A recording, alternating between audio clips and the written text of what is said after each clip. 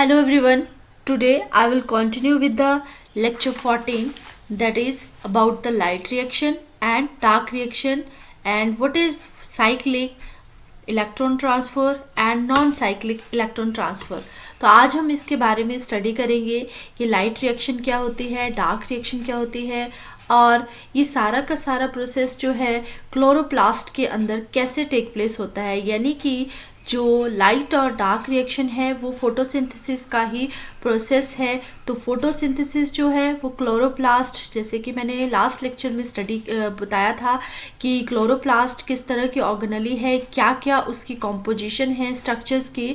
तो आइए सबसे पहले हम स्टार्ट करते हैं कुछ इंट्रोडक्शन के साथ। जैसे कि फोटोसिंथेसिस का मैंने बताया था कि फोटोसिंथेसिस एक इस तरह का प्रोसेस है जिसमें लाइट एनर्जी की प्रेजेंस में जो है वाटर और carbon dioxide, atmospheric carbon dioxide जिसे हम कहेंगे, वो किस तरह से कन्वर्ट होगी in the presence of light into glucose या फिर शुगर मॉलिक्यूल्स जिसे आप कहेंगे, एंड कुछ अमाउंट ऑफ एनर्जी जो है एटीपी की फॉर्म में रिलीज होगी बाय द प्लांट्स। सो इसे हम फोटोसिंथेसिस का प्रोसेस कह रहे थे।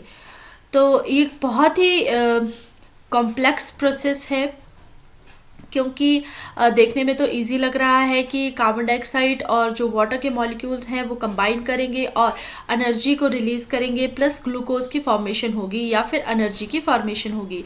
बट ये जितनी भी रिएक्शन है ये सीरीज वाइज टेक प्लेस करती है, यानी कि बहुत सारी स्टेजेस से होके गुजरना पड़ता है फोटोसिंथेसिस के प्रोसेस को। तो दो तरह का फोटोसिंथेसिस का जो प्रोसेस है वो दो तरह का रहता है। सबसे पहले लाइट डिपेंडेंट प्रोसेस जिसे आप कहेंगे, यानी कि लाइट रिएक्शन। तो और दूसरा इसे आप कहेंगे हिल रिएक्शन, जो कि सबसे पहला स्टेप है फोटोसिंथेसिस का। तो फोटोसिंथेसिस कैसे टेक प्लेस हुई? सबसे पहले जो थैलाकोइड मेम्ब्रेन है क्लोरोप्लास्ट की, वहाँ पर फोटोसिंथेसिस 1 यानी कि लाइट डिपेंडेंट रिएक्शन जिसे कि हिल रिएक्शन कह रहे हैं वो टेक प्लेस करेगी।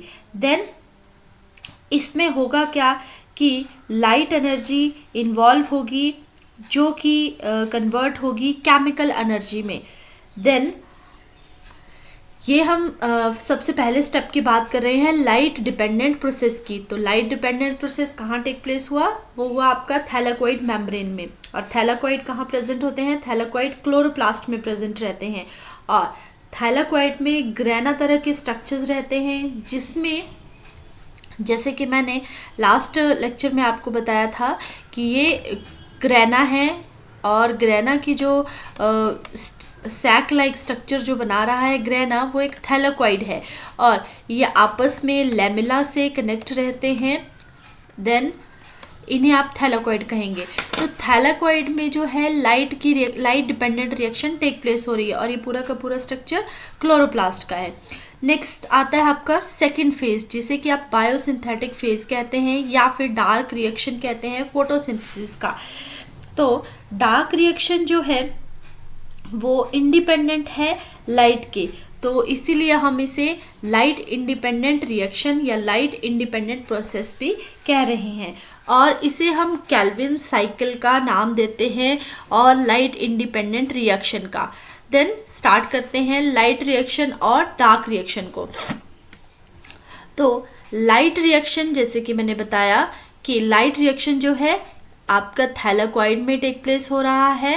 एंड सेकेंड स्टेप में मैं बात करूंगी डार्क रिएक्शन की। तो ये आपका पूरा का पूरा क्लोरोप्लास्ट का स्ट्रक्चर है और सबसे पहले इसके कॉम्पोजिशन के बारे में देखिए। तो ये इसका जो है जो 1 पे बताया गया है ये थैलाकोइड है। देन स्ट्रोमा आपका जो ये वाला पोर्शन है मैट्रिक्स पोर्शन है जहाँ पे आपका डीएनए, न्यूक्लियोटाइड्स, न्यूक्लियस प्रेजेंट रहते हैं और माइटोकॉन्ड्रिया प्रेजेंट रहते हैं, वो स्ट्रोमा है। Then third is about chloroplast. तो ये जो आपका पूरा का पूरा स्ट्रक्चर है ये क्लोरोप्लास्ट का है। तो लाइट रिएक्शन जो है, जब लाइट रिएक्शन जो है लाइट की प्रेजेंस में होगी, यानी कि लाइट एब्जॉर्प्शन होगी और लाइट जो है एब्जॉर्ब्ड होगी क्लोरोफिल मॉलिक्यूल से। लाइट जब अब्जॉर्ब होगी, यानी कि लाइट अब्जॉर्ब हो रही है क्लोरोफिल से और अदर नेसेसरी पिगमेंट से, जो कि आपके थैलाकॉइड मेम्ब्रेन में प्रेजेंट है। तो सबसे पहला स्टेप हुआ लाइट एब्जॉर्प्शन, यानी कि light is absorbed by the pigments such as chlorophyll and other necessary pigments in the thylakoid membrane. Then second step होता है आपका एक्साइटेशन ऑफ इलेक्ट्रॉन्स।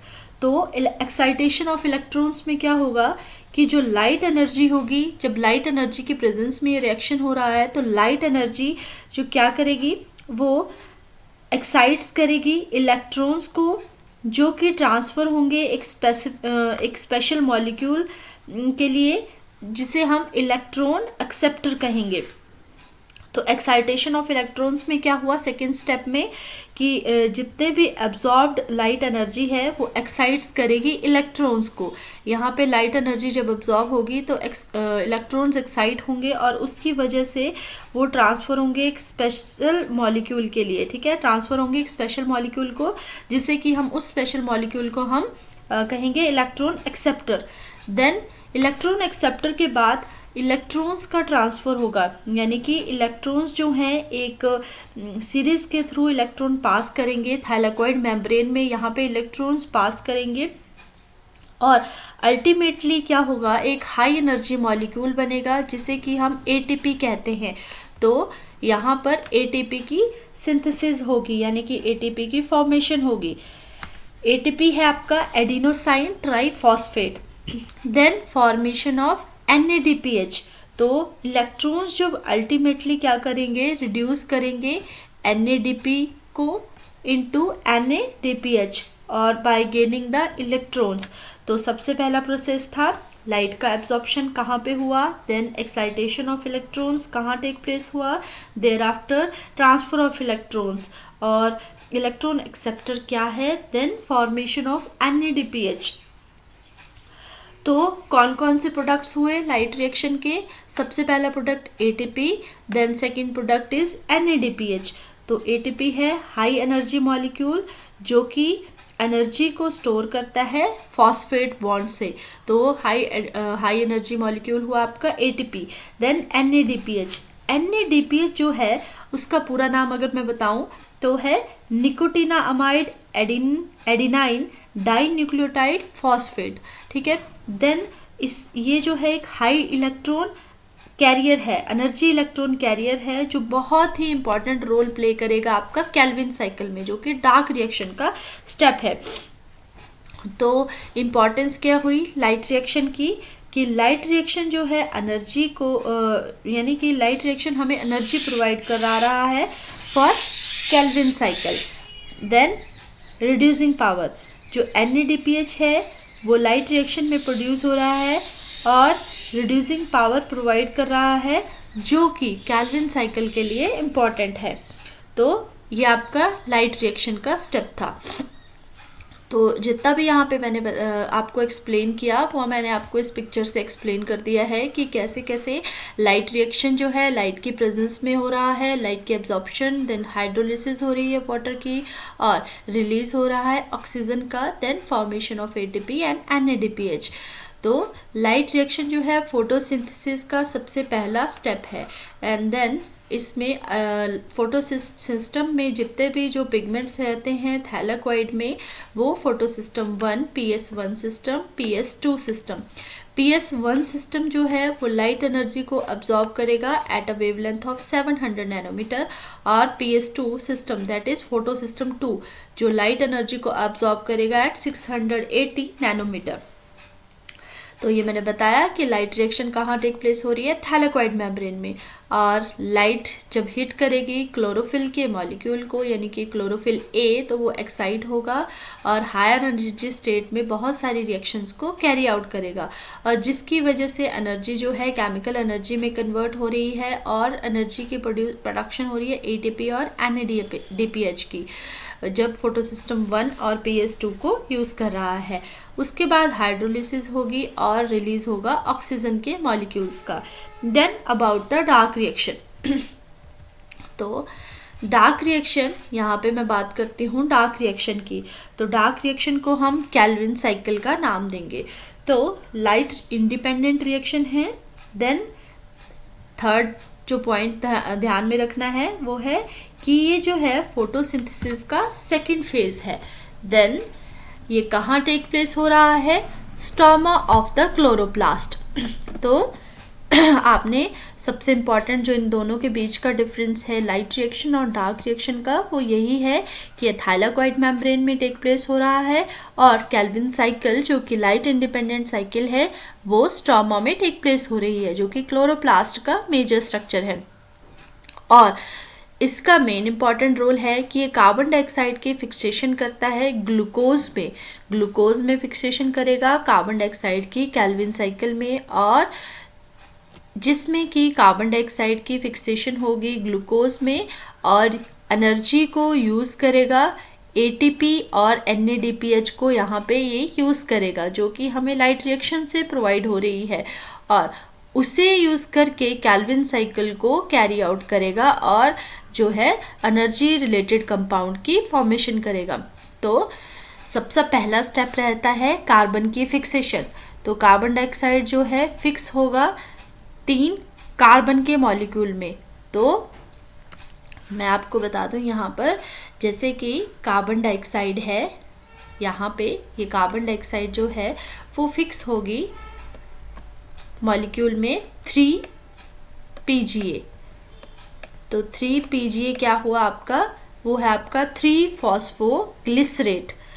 ठीक है, तो 3 फॉस्फोग्लिसरेट, और यहाँ पे फिक्सेशन किस एंजाइम की प्रेजेंस से हो रही है? वो हो रही है रुबिस्को जो है एक बहुत ही अबंडेंट एंजाइम है जो कि कार्बन डाइऑक्साइड की फिक्सेशन में हेल्प करता है। देन PGA जो कि फॉस्फोग्लिसरेट है, वो अब यहाँ पे रिडक्शन होगी। तो पहला स्टेप हुआ कार्बन डाइऑक्साइड की फिक्सेशन इनटू 3 PGA, देन PGA की रिडक्शन इनटू G3P क्या हुआ आपका? Glyceraldehyde 3 phosphate.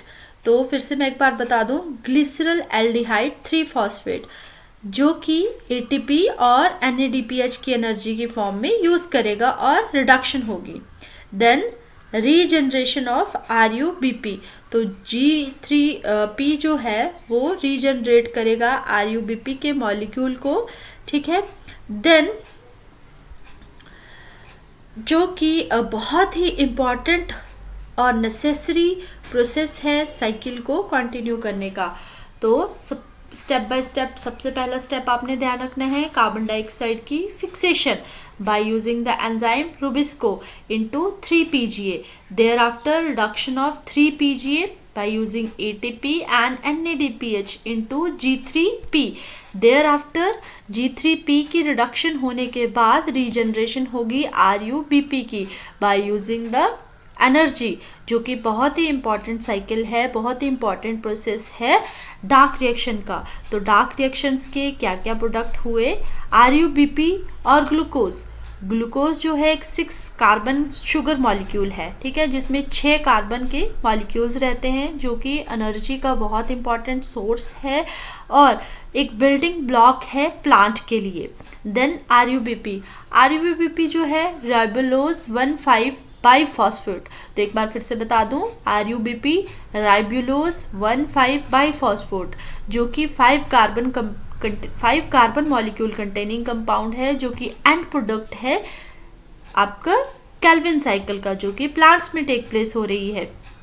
तो इम्पॉर्टेंस क्या हुई डार्क रिएक्शन की? सबसे पहली इम्पॉर्टेंस हुई कि जो डार्क रिएक्शन है वो कार्बन डाइऑक्साइड की सिक्वेस्ट्रेशन में हेल्प करता है, यानी कि कार्बन डाइऑक्साइड को फिक्स करता है into organic compounds by reducing the atmospheric carbon dioxide. Then energy storage, जैसे कि ग्लूकोज प्रोड्यूस होगा कार्बन डाइऑक्साइड की जब फिक्सेशन होगी तो और ये एनर्जी प्रोवाइड करवाएगा प्लांट्स को। तो this is all about the dark reaction.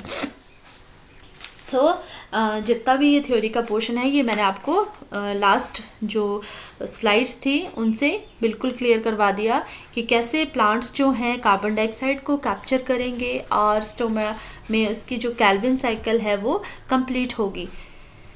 Then difference क्या है लाइट और डार्क रिएक्शन में। तो सबसे पहला डिफरेंस जो कि इसके नेम से क्लियर है कि लाइट रिएक्शन जो है लाइट इंडिपेंडेंट रिएक्शन नहीं है, ये लाइट की प्रेजेंस में होती है, यानी कि लाइट डिपेंडेंट रिएक्शन है और फोटोकेमिकल फेज है। फोटोकेमिकल फेज इसलिए कहा क्योंकि इसमें एनर्जी की प्रेजेंस में एनर्जी प्रोड्यूस हो रही है, और डार्क रिएक्शन में जो है सनलाइट की एब्सेंस में जो है वो रिएक्शन टेक प्लेस हो रही है, और in the absence of sunlight. So ये क्या हुआ आपका बायोकेमिकल फेज। तो क्लोरोप्लास्ट का जो ग्रेना है, यानी कि जो ग्रेना सेक्स लाइक स्ट्रक्चर में अरेंज्ड हैं, जिसे हम थैलेकोइड कह रहे हैं, वहाँ पे टेक प्लेस होती है। देन जो स्ट्रोमा है क्लोरोप्लास्ट का, वहाँ पर डार्क रिएक्शन हो रही है। देयर आफ्टर लाइट रिएक्शन में NADP यूटिलाइज करेगा हाइड्रोजन आयन को और NADPH की फॉर्मेशन करेगा, और यहाँ पर हाइड्रोजन जो होगा NADPH का वो कंबाइन करेगा कार्बन डाइऑक्साइड के मॉलिक्यूल के साथ। तो एंड प्रोडक्ट क्या हुए ATP और NADPH, और यहाँ पे एंड प्रोडक्ट हुआ ग्लूकोज और RUBP जो कि एनर्जी की फॉर्मेशन में बायोकेमिकल फेज में रहता है। देन वाटर मॉलिक्यूल स्प्लिट होंगे हाइड्रोजन और ऑक्सीजन में, देन ग्लूकोज प्रोड्यूस होगा और कार्बन डाइऑक्साइड यूटिलाइज होगी यहाँ पर डार्क रिएक्शन में। तो यहाँ पर फोटोलिसिस ऑफ वाटर रहता है, यानी कि फोटोलाइसिस अकर होता है PS2 सिस्टम के थ्रू, एंड यहाँ पे फोटोलिसिस का कोई इंपॉर्टेंस नहीं है, यानी कि photolysis of water doesn't take place. So next है आपका cyclic and non cyclic electron transfer. तो ये बहुत ही इम्पॉर्टेंट प्रोसेस है फोटोसिंथेसिस का, जो कि जिसमें कि बताया जाएगा कि इलेक्ट्रॉन ट्रांसफ़र कैसे होंगे साइक्लिक और नॉन साइक्लिक फोटोफॉस्फोराइलेशन में। तो सबसे पहले बात करते हैं फोटोफॉस्फोराइलेशन क्या है। फोटोफॉस्फोराइलेशन एक ऐसा प्रोसेस है जिसमें लाइट एनर्जी को यूटिलाइज किया जाता है फोटोसिंथेसिस में to convert ATP to ADP। So ये आपका फोटोफॉस्फोराइलेशन हुआ, यानी कि जब फोटोसिंथेसिस में लाइट एनर्जी को यूज़ करके और उसे यूटिलाइज करके ATP को ATP में कन्वर्ट किया जाता है, तो फोटोफॉस्फोराइलेशन का प्रोसेस टेक प्लेस होता है। यानी कि इसमें ATP जो कि एक high energy rich phosphate compound है, उस मॉलिक्यूल की सिंथेसिस होगी जिसमें कि ट्रांसफ़र होगा फॉस्फेट ग्रुप का into ADP molecule in the presence of light. तो फोटोफॉस्फोराइलेशन दो तरह का प्रोसेस है, cyclic photophosphorylation and non cyclic photophosphorylation. तो सबसे पहले हम बात करेंगे साइक्लिक इलेक्ट्रॉन ट्रांसफ़र की। तो इलेक्ट्रॉन ट्रांसफ़र क्या है? सबसे पहले इलेक्ट्रॉन ट्रांसफ़र एक बहुत ही क्रूशियल प्रोसेस है फोटोसिंथेसिस का, जहाँ पर लाइट एनर्जी कन्वर्ट हो रही है केमिकल एनर्जी में। सो दो तरह का इलेक्ट्रॉन ट्रांसफ़र होगा, साइक्लिक इलेक्ट्रॉन ट्रांसफ़र जिसे कि हम साइक्लिक फॉस्फोराइलेशन कहेंगे। तो साइक्लिक फॉस्फोराइलेशन में क्या होगा कि इलेक्ट्रॉन्स जो हैं वो ट्रांसफ़र होंगे from the reaction center to the electron transport chain and then back to the reaction center. So it is about the cyclic photophosphorylation. तो क्या हुआ कि इलेक्ट्रॉन ट्रांसफ़र हुए, यहाँ से मान लीजिए ये कोई रिएक्शन सेंटर है जहाँ पे फोटोसिंथेसिस का प्रोसेस कैरी आउट हो रहा है, तो यहाँ से जो है इलेक्ट्रॉन्स ट्रांसफ़र हो रहे हैं इस रिएक्शन सेंटर से through electron transport chain ETC chain and then back to the reaction center. So it is cyclic photophosphorylation. So it is light dependent reaction, यानी कि लाइट एनर्जी की प्रेजेंस में ही electrons excite होंगे और reaction centre में पहुंचेंगे जो कि ट्रांसफ़र होंगे इलेक्ट्रॉन ट्रांसपोर्ट चेन को। तो इलेक्ट्रॉन ट्रांसपोर्ट चेन में क्या होगा, एक सीरीज ऑफ स्टेप्स में इलेक्ट्रॉन ट्रांसफ़र होगा जो कि एक प्रोटॉन ग्रेडियंट क्रिएट करेगा, जनरेट करेगा across the thylakoid membrane. Then ATP की सिंथेसिस होगी, प्रोटॉन ग्रेडियंट जो भी होगा वो फॉस्फेट मॉलिक्यूल को एब्जॉर्ब करेगा, उसकी सिंथेसिस करेगा और एटीपी की फॉर्मेशन होगी by the process of chemiosmosis. तो कीमियो ऑस्मोसिस प्रोसेस की वजह से एटीपी की सिंथेसिस हो रही है। Then return to the reaction center, फिर क्या होगा कि जो इलेक्ट्रॉन्स होंगे वो रिटर्न होंगे रिएक्शन सेंटर में। तो रीएक्साइटेड वहाँ पर मतलब लाइट एनर्जी की प्रेजेंस में वो रीएक्साइटेड हो सकते हैं, तो इसे हम कहेंगे return to the reaction centre. So क्या हुआ, ये साइक्लिक फॉस्फोराइलेशन हुई। तो photophosphorylation process which results in the movement of electrons in a cyclic manner, ठीक है। then synthesizing the ATP molecules, cyclic photophosphorylation। then in this process the plant cell just accomplish the ADP to ATP for immediate energy to the cells, और this process take place in the thylakoid membrane using PS1 system जहाँ पर and PS2 system। तो कहाँ पे take place हो रहा है और कौन से एनर्जी के मॉलिक्यूल्स इसमें इन्वॉल्व हो रहे हैं और इलेक्ट्रॉन्स जो हैं कैसे ट्रांसफर्ड बैक होंगे PS2 that is 700 nanometre wavelength को जो अब्जॉर्ब कर रहा है लाइट एनर्जी को instead of moving to the NADP।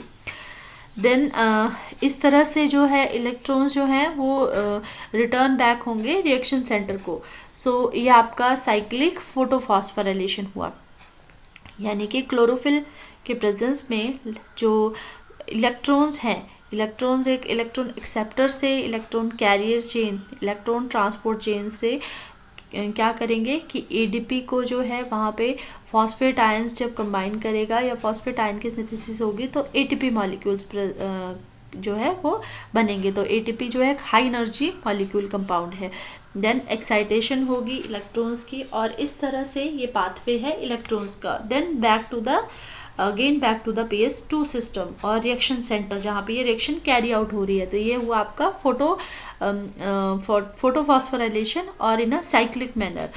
Then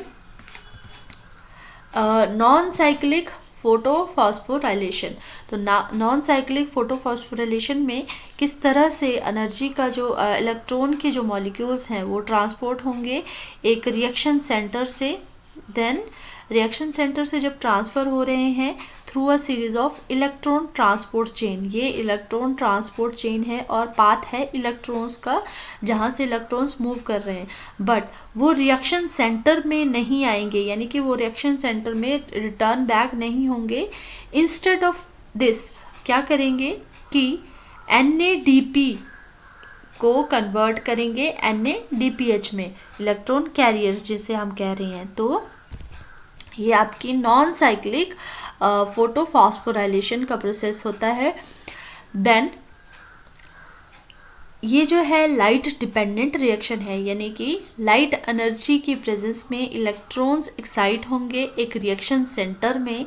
electron excite हुआ रिएक्शन सेंटर में, देन इलेक्ट्रॉन्स जो है ट्रांसपोर्ट हुआ, इलेक्ट्रॉन्स ट्रांसपोर्ट चेन से ट्रांसफर हो रहा है। ये इलेक्ट्रॉन ट्रांसपोर्ट चेन है, ये एक्साइटेड इलेक्ट्रॉन है, यहाँ से पास हो रहा है।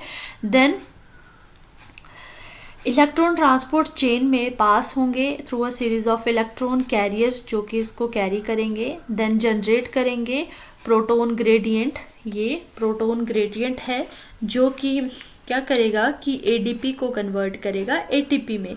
तो ये कहाँ पर टेक प्लेस हो रहा है, ये हो रहा है आपका थैलाकॉइड मेम्ब्रेन में। देन NADPH सिंथेसिस, तो NADP जो है पॉजिटिव आयंस कन्वर्ट होंगे NADPH में और ATP की सिंथेसिस हो रही है।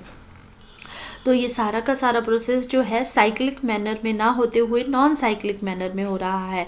यानी कि यहाँ पर जो डिफरेंस दोनों के बीच ये है कि जो डायरेक्शन ऑफ इलेक्ट्रॉन फ्लो है वो किस तरह से फ्लो हो रहा है साइक्लिक में और नॉन साइक्लिक में। और एक में जो है एटीपी की और एनएडीपीएच की प्रोडक्शन हो रही है, जबकि साइक्लिक में सिर्फ इलेक्ट्रॉन ट्रांसफ़र हो रहे हैं जिसमें एटीपी की फॉर्मेशन हो रही है और लाइट एनर्जी की रिक्वायरमेंट, यानी कि cyclic electron transfer requires the less light as compare to non cyclic electron transfer. So दोनों के बीच का डिफरेंस क्या है कि जो साइक्लिक फोटोफॉस्फोराइलेशन है वो PS1 सिस्टम में इन्वॉल्व है, जबकि PS2 और PS1 दोनों के दोनों इसमें इन्वॉल्व रहते हैं नॉन साइक्लिक में। यहाँ पर P700 रिएक्शन सेंटर होता है और इसमें PS1 सिस्टम जो कि PS2 सिस्टम जो कि सेकेंड वन है वो एक्टिव रिएक्शन सेंटर है। यहाँ पे इलेक्ट्रॉन ट्रांसफ़र होंगे साइक्लिक मैनर में और नॉन साइक्लिक मैनर में। तो इलेक्ट्रॉन्स यानी कि रिवर्ट बैक रहेंगे PS1 में और यहाँ पे इलेक्ट्रॉन्स जो हैं वो PS1 सिस्टम से एक्सेप्ट होंगे और NADP से रिएक्ट करेंगे। देन एटीपी मॉलिक्यूल प्रोड्यूस हो रहे हैं, यहाँ पे दोनों NADPH और ATP प्रोड्यूस हो रहे हैं और वाटर की रिक्वायरमेंट नहीं है, यहाँ पे फोटोलिसिस ऑफ वाटर प्रेजेंट रहता है। Then NADPH not synthesize, air synthesize, oxygen is not involve and oxygen is involved as a byproduct. Then this process is predominant only in bacteria and this process predominant in all green plants. तो सबसे पहले ध्यान रखना है कि दोनों के process में डिफरेंस क्या है कि जो नॉन साइक्लिक है वो ग्रीन प्लांट्स में टेक प्लेस होता है और जो साइक्लिक है वो बैक्टीरियाज में प्रीडोमिनेंट रहता है। तो जैसे कि मैं आपको बता रही थी कि फोटोसिंथेसिस में एटीपी प्रोड्यूस हो रहा है, NADPH प्रोड्यूस हो रहा है, तो किस मैनर में वो प्रोड्यूस हो रहे हैं प्लांट्स में और किस तरह से प्रोसेसेस टेक प्लेस हो रही हैं, कैसे इलेक्ट्रॉन्स एक्साइट हो रहे हैं। So this is all about the photosynthesis. और फोटोसिंथेसिस में इलेक्ट्रॉन्स का मूवमेंट कैसे हो रहा है, एनर्जी की प्रोडक्शन कैसे हो रही है। देन लाइट रिएक्शन और डार्क रिएक्शन में क्या डिफरेंस है। लाइट रिएक्शन और डार्क रिएक्शन समझने से पहले सबसे पहले आपको फोटोफॉस्फोराइलेशन को समझना पड़ेगा क्योंकि वही मेन स्टेप्स हैं इलेक्ट्रॉन मूविंग के लिए, electron through the electron transport chain.